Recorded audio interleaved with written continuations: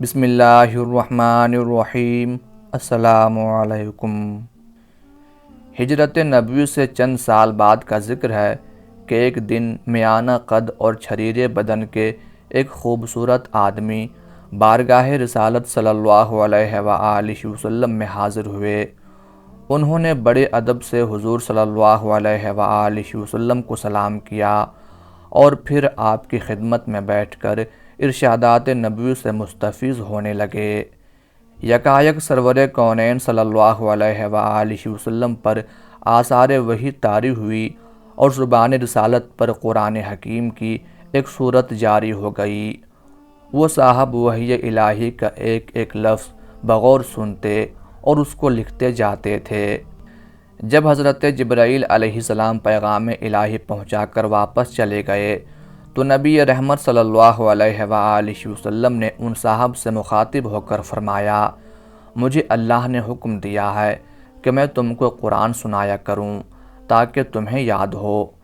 ان صاحب نے عرض کیا، یا رسول اللہ، کیا اللہ تعالیٰ نے میرا نام لیا ہے؟ حضور صلی اللہ علیہ وآلہ وسلم نے فرمایا، ہاں۔ یہ سن کر وہ صاحب فرط مسرت سے بے خود ہو گئے اور بے اختیار رونے لگے۔ یہ صاحب رسول جن کا خود اللہ تبارک و تعالیٰ نے نام لے کر اپنے حبیب پاک صلی اللہ علیہ وآلہ وسلم کو حکم دیا کہ ان کو قرآن سنائیں، حضرت ابی بن کعب انصاری رضی اللہ تعالی عنہ تھے۔ حضرت ابی بن کعب رضی اللہ تعالی عنہ کا شمار تاریخ اسلام کی ان محتمم بشان شخصیتوں میں ہوتا ہے جن کو دربار رسالت میں نہایت ممتاز درجہ حاصل تھا۔ حضرت ابی رضی اللہ تعالی عنہ دو کنیتوں سے مشہور تھے۔ ایک کنیت ابو المنذر تھی جو نبی رحمت صلی اللہ علیہ وآلہ وسلم نے رکھی تھی۔ دوسری کنیت ابو الطفیل جو ان کے بیٹے طفیل کے نام کی نسبت سے حضرت عمر فاروق رضی اللہ تعالی عنہ نے رکھی تھی۔ حضرت ابی رضی اللہ تعالی عنہ اسلام سے پہلے تورات پڑھ چکے تھے اور اسی کا اثر تھا کہ اسلام کی آواز نے انہیں بہت جلد اپنی طرف متوجہ کر لیا۔ حضرت انس بن مالک رضی اللہ تعالی عنہ سے روایت ہے کہ حضرت ابی رضی اللہ تعالی عنہ عہد شباب میں دخت رز کا شوق بھی کرتے تھے اور ان کے سوتیلے باپ ابو طلحہ کی محافل ناو نوش کے سرگرم رکن تھے۔ قبول اسلام کے بعد دونوں کا شمار جلیل القدر صحابہ میں ہوا۔ حضرت ابی رضی اللہ تعالی عنہ کے سعادت اندوز اسلام ہونے کے بارے میں مشہور روایت یہ ہے کہ انہوں نے بیعت عقبہ ثانیہ میں مکہ مکرمہ جا کر رسول اکرم صلی اللہ علیہ وآلہ وسلم کے دست مبارک پر بیعت کی۔ ہجرت کے بعد حضور صلی اللہ علیہ وآلہ وسلم نے مدینہ منورہ میں نزول اجلال فرمایا تو انصار میں سے حضرت ابی بن کعب رضی اللہ تعالی عنہ کو سب سے پہلے وحی لکھنے کا شرف حاصل ہوا۔ اس لحاظ سے ان کو انصاری کاتبین وحی میں امتیازی درجہ حاصل ہے۔ ہجرت کے چند ماہ بعد حضور صلی اللہ علیہ وآلہ وسلم نے مہاجرین اور انصار کے مابین مواخات قائم کرائی تو حضرت ابی رضی اللہ تعالی عنہ کو جلیل القدر صحابی حضرت سعید بن زید رضی اللہ تعالی عنہ کا اسلامی بھائی بنایا۔ غزوات کا سلسلہ شروع ہوا تو حضرت ابی رضی اللہ تعالی عنہ بدر سے لے کر طائف تک تمام غزوات میں نبی رحمت صلی اللہ علیہ وآلہ وسلم کے ہم رکاب رہے۔ حضرت جابر بن عبداللہ رضی اللہ تعالی عنہ سے روایت ہے کہ حضرت ابی رضی اللہ تعالی عنہ کو غزوہ احد میں ایک تیر ہفت اندام میں لگا جس سے وہ شدید زخمی ہو گئے۔ نبی رحمت صلی اللہ علیہ وآلہ وسلم کو اطلاع ملی تو آپ نے ان کے علاج کے لیے ایک طبیب بھیجا جس نے رگ کو کاٹ دیا۔ حضور صلی اللہ علیہ وآلہ وسلم نے اس رگ کو اپنے ہاتھ سے داغ دیا اور حضرت ابی رضی اللہ تعالی عنہ کا زخم جلد ہی مندمل ہو گیا۔ حضرت ابی رضی اللہ تعالی عنہ کو حضور صلی اللہ علیہ وآلہ وسلم سے بے پناہ محبت تھی اور کلام الہی سے بھی گہرا شغف تھا، چنانچہ وہ اپنے وقت کا بیشتر حصہ بارگاہ نبوی میں گزارتے تھے۔ حضور صلی اللہ علیہ وآلہ وسلم ان کو قرآن سناتے اور حفظ کراتے تھے اور کتابت وحی کی خدمت بھی لیتے تھے۔ اس طرح ان کو بارگاہ رسالت میں خصوصی تقرب حاصل ہو گیا تھا۔ قرآن حکیم سے حضرت عبیر رضی اللہ تعالی عنہ کا غیر معمولی شغف اس قدر مقبول ہوا کہ خود ذات باری تعالیٰ نے حضرت عبیر رضی اللہ تعالی عنہ کا نام لے کر رسول اللہ صلی اللہ علیہ وآلہ وسلم سے فرمایا کہ ان کو قرآن سنایا کریں۔ ارشاد ربانی کے مطابق حضور اکرم صلی اللہ علیہ وآلہ وسلم نے حضرت عبیر رضی اللہ تعالی عنہ کی تعلیم پر خاص توجہ فرمائیں، جس کا نتیجہ یہ ہوا کہ وہ قرآن حکیم کے حافظ اور قرآنی علوم و معارف کے بہت بڑے عالم بن گئے۔ ان کی قرأت حضور صلی اللہ علیہ وآلہ وسلم کو اس قدر پسند تھی کہ ایک مرتبہ آپ نے فرمایا کہ لوگوں میں سب سے بڑے قاری ابی بن کعب ہیں۔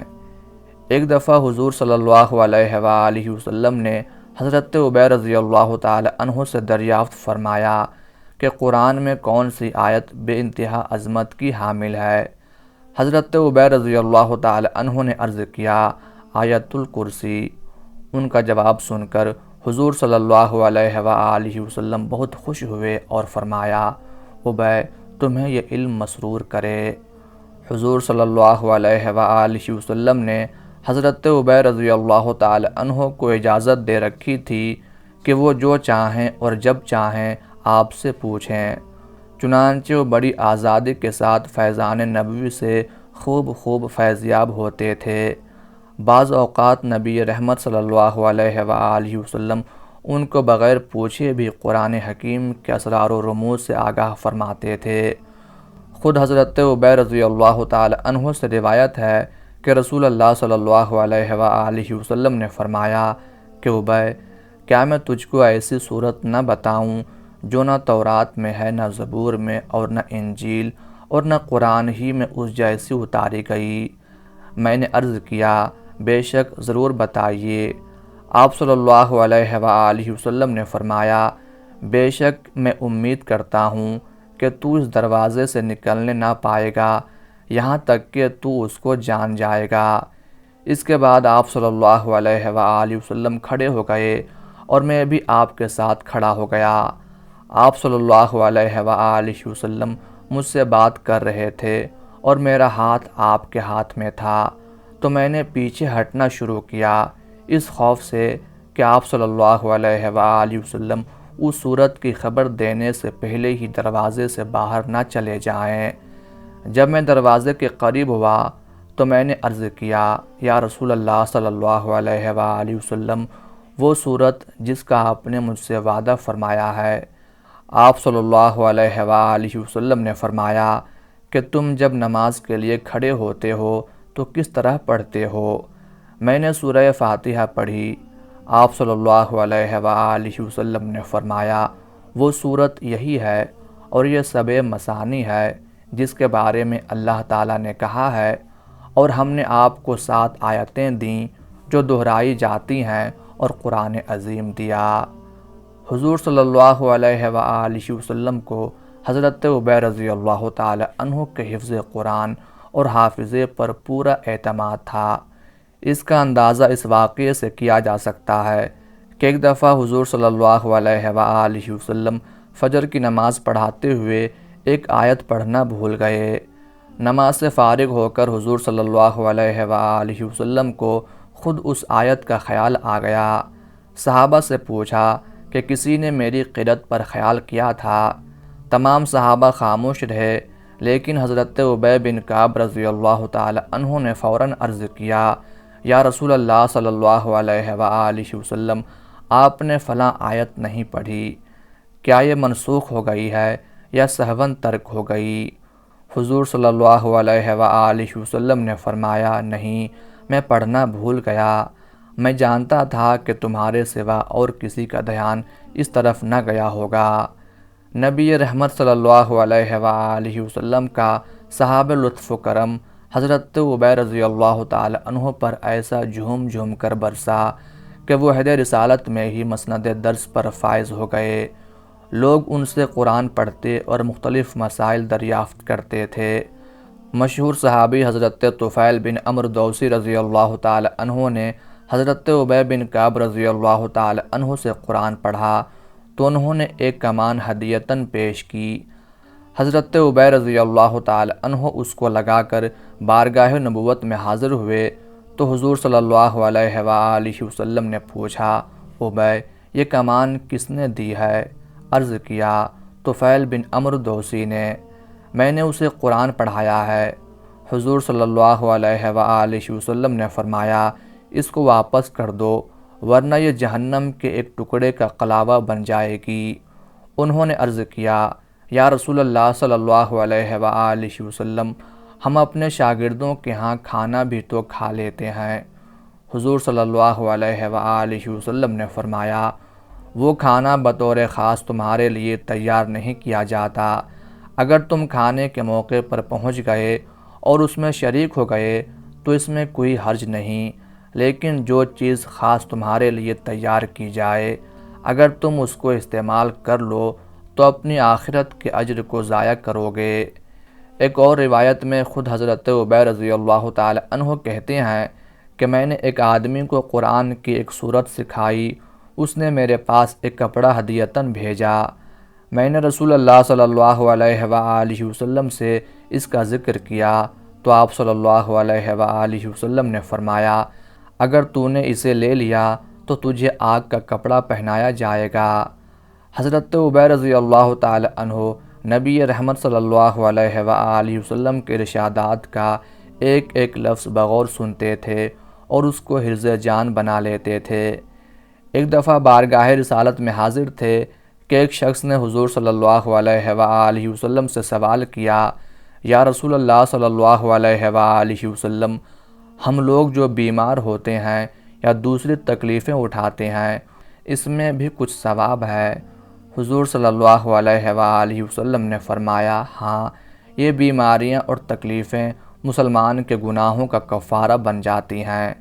حضرت ابی رضی اللہ تعالی عنہ نے پوچھا، یا رسول اللہ صلی اللہ علیہ وآلہ وسلم، کیا معمولی تکلیفیں بھی گناہ کا کفارہ ہو جاتی ہیں؟ فرمایا، چھوٹی چھوٹی تکلیفیں کیا، مسلمان کو ایک کانٹا بھی چبھ جائے تو وہ اس کے گناہ کا کفارہ بن جاتا ہے۔ یہ سنتے ہی جوش ایمان کی یہ کیفیت ہوئی کہ بے ساختہ زبان پر یہ دعا جاری ہو گئی، الہی میں ہمیشہ بخار میں مبتلا رہوں مگر نماز بجماعت، حج، عمرہ اور جہاد کے قابل رہوں۔ یہ دعا فوراً در اجابت پر پہنچ گئی۔ اہل سیر کا بیان ہے کہ اس کے بعد حضرت ابی رضی اللہ تعالی عنہ کو ہمیشہ بخار رہتا تھا، جو بھی انہیں چھوتا اسے بخار محسوس ہوتا۔ حضور صلی اللہ علیہ وآلہ وسلم کے وصال کے بعد خلافت کا مسئلہ پیدا ہوا تو حضرت ابی رضی اللہ تعالی عنہ ان چند صحابہ میں سے تھے جو حضرت علی رضی اللہ تعالی عنہ کو خلافت کا مستحق سمجھتے تھے۔ تاہم جب جمہور مسلمانوں کی رائے کے مطابق حضرت ابوبکر صدیق رضی اللہ تعالی عنہ مسند آرائے خلافت ہوئے تو حضرت ابی رضی اللہ تعالی عنہ نے خوش دلی سے ان کی بیعت کر لی۔ حضرت ابوبکر صدیق رضی اللہ تعالی عنہ حضرت ابی رضی اللہ تعالی عنہ کا بے حد احترام کرتے تھے۔ جب انہوں نے قرآن حکیم کی ترتیب و تدوین کا کام اہل علم صحابہ کرام کی ایک جماعت کے سپرد کیا تو حضرت ابی رضی اللہ تعالی عنہ کو اس جماعت کا امیر مقرر کیا۔ وہ قرآن کے الفاظ بولتے جاتے تھے اور لوگ ان کو لکھتے جاتے تھے۔ اگر کسی آیت کی تقدیم و تاخیر کے بارے میں اختلاف ہو جاتا تو سب اس کو مل کر طے کرتے تھے۔ حضرت ابوبکر رضی اللہ تعالی عنہ کے بعد حضرت عمر فاروق رضی اللہ تعالی عنہ منصب خلافت پر فائز ہوئے تو انہوں نے حضرت ابی رضی اللہ تعالی عنہ کو مجلس شورا کا رکن نامزد کیا۔ وہ حضرت ابی رضی اللہ تعالی عنہ کی جلالت علمی اور اصابت رائے کی بے حد معتقد تھے اور ان کا غیر معمولی اعزاز و اکرام کرتے تھے اور اہم ملکی اور دینی معاملات میں ان کی رائے کو بڑی اہمیت دیتے تھے۔ حافظ ابن حجر عسقلانی رحمۃ اللہ علیہ نے اصابہ میں لکھا ہے کہ حضرت عمر رضی اللہ تعالی عنہ حضرت ابی رضی اللہ تعالی عنہ کو سید المسلمین کہتے تھے اور فرماتے تھے کہ ہم سب سے بڑے قاری ابی رضی اللہ تعالی عنہ ہیں۔ حضرت عمر فاروق رضی اللہ تعالی عنہ نے اپنے عہد خلافت میں نماز تراویح کو باجماعت کیا تو حضرت ابی بن کعب رضی اللہ تعالی عنہ کو مردوں کا اور حضرت سلیمان بن ابی حسمہ رضی اللہ تعالی عنہ کو عورتوں کا امام مقرر فرمایا۔ حضرت ابی رضی اللہ تعالی عنہ نے حضرت عثمان غنی رضی اللہ تعالی عنہ کے عہد خلافت میں 32 ہجری میں وفات پائی۔ اللہ تعالیٰ کی ان پر بے شمار رحمتیں نازل ہوں، آمین یا رب العالمین۔